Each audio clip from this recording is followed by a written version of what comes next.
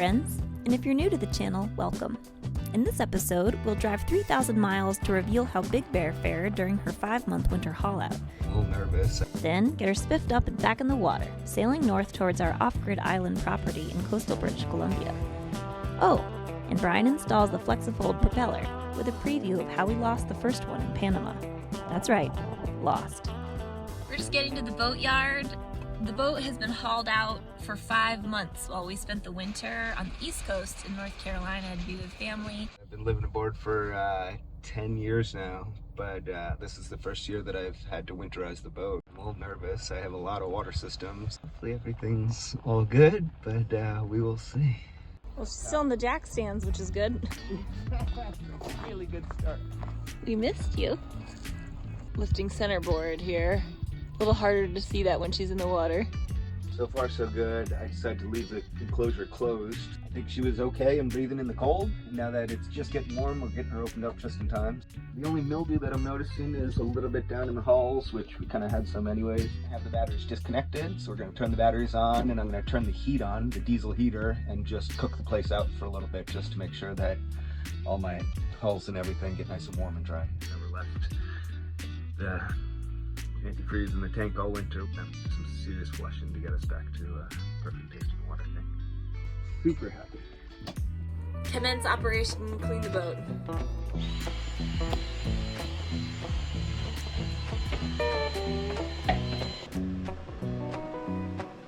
Looking good. Tour of the deck here. Not even that much bird shit.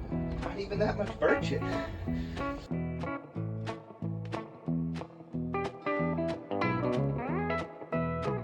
There's so much stuff to do, you know, it's hard to even decide what to do first, so I think we're gonna go eat. We got the okay with the sanding. Yeah, Washington has strict laws, but if you have a very good dustless sander, and we have water-based copper-free paint, so. This is the fine dustless sander. Very nice model. When you turn the sander on, it turns the vacuum on. This is Velcro. Just try and line the holes up.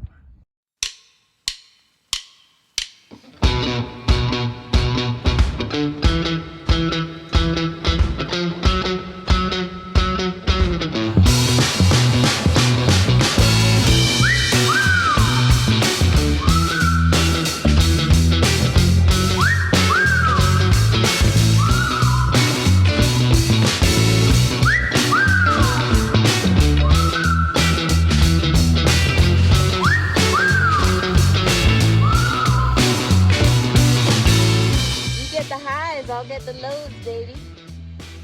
We're good to go. Woo. 40 feet might not sound like a big boat, but when you're doing anything with the hull, it's big enough.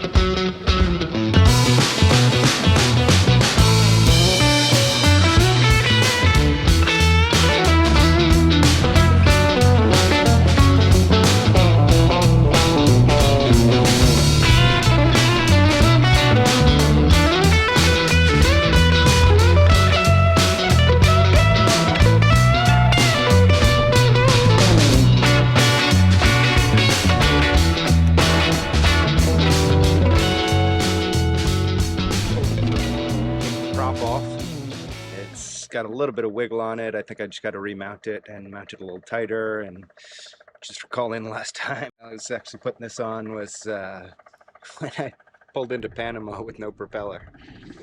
Yeah, crazy day. See the frayed end of that. It came loose from under the boat. Our line that locks the centerboard down. I never use it, similarly to how I never keep the outboard propeller locked down so that if you ever hit something, it would pop up. It routes up to the cockpit through the centerboard trunk, and there's a knot in the end of it, so it should never be able to go anywhere. So somehow the knot wiggled its way out and the line dragged itself. We've been pounding through wind and waves for days now, 30 something. 7 days. This is day 7. Very rough. So I guess the forces of that were just trying to pull it down. I don't know how the knot came out of the end of it. I don't know what idiot tied that knot. We're gonna have to track him down somehow.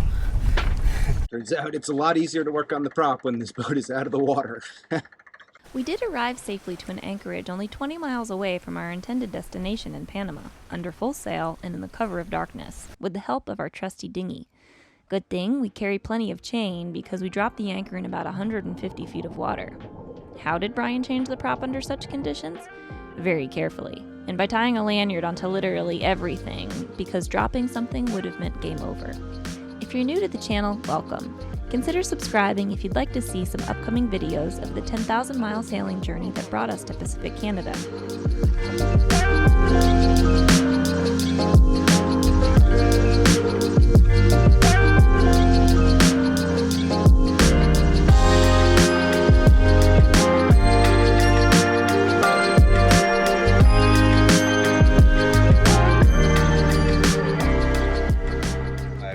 That I have more issues than I thought. It wasn't just the mounting of it that was giving the wobble. We lost one of these to the bottom of the Caribbean Ocean. So this is the replacement for that. So we've actually had our backup propeller on, which is the fixed propeller. So I'll be switching back to our primary, which is the folding propeller. I'll show you as we're putting together the new Flexofold system. Okay, so I just wanted to geek out on this for a minute because as an engineer, I gotta say that to me, this is beauty. High precision engineering, fit together so perfectly and just feel buttery smooth and beautiful. So tight that it only fits in perfectly and smoothly. Precision metal engineering, beautiful thing. Let's lube this baby up. Oh yeah, you ready?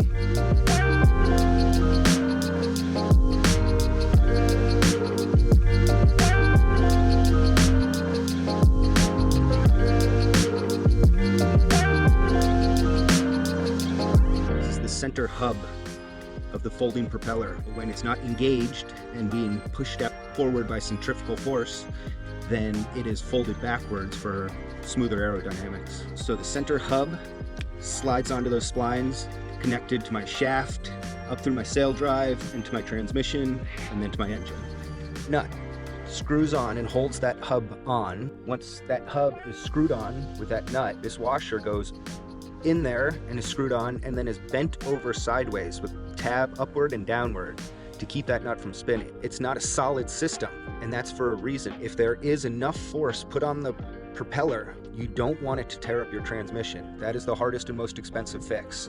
So you really need a weak point built into the system. So this is that shear point. We found that shear point in the Caribbean Sea about a day out of the Panama Canal, and we got a rope stuck around it, and I tried an old trick of throwing the engine into reverse to reverse the rope off. Prop had sheared its shear pin, which in this case is a washer, and then just slid off as soon as there wasn't forward pressure holding it on. I have that washer such that the one tab is folded down over the lower flat side of one of those nuts, and then another tab of it is folded up against one of the flat sides of the nut that actually, or the bolt that actually holds the washer on. So with this configuration, theoretically, that washer would have to shear for either this bolt or the nut below to move. Some of that beautiful engineering that I was talking about.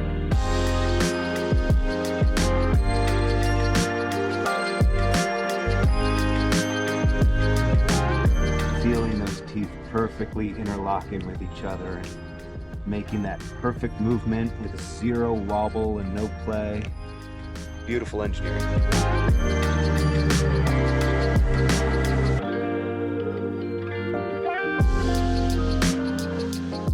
Getting materials and supplies to our off-grid island property offers a few logistical challenges, so we're taking full advantage and stocking up on some big-ticket items while conveniently located in the boatyard.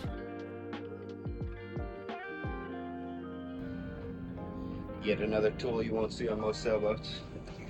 12-inch dual bevel sliding miter saw.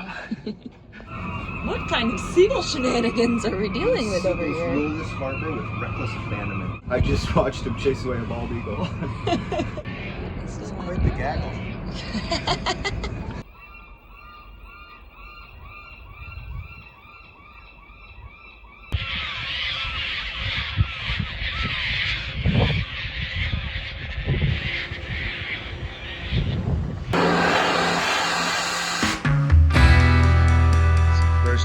truck comes, it's basically a trailer underneath it. It acts as the craziest forklift you've ever seen.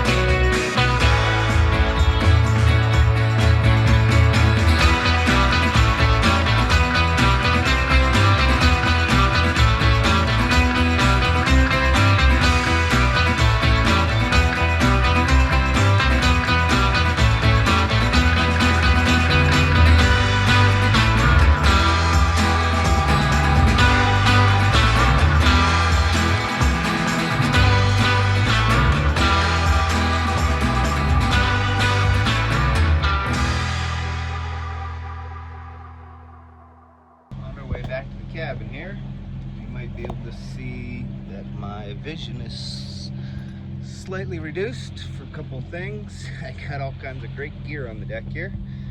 Snowboard bag with all my snowboards. Got a big yard cart. Get a bunch of stuff around our yard and garden.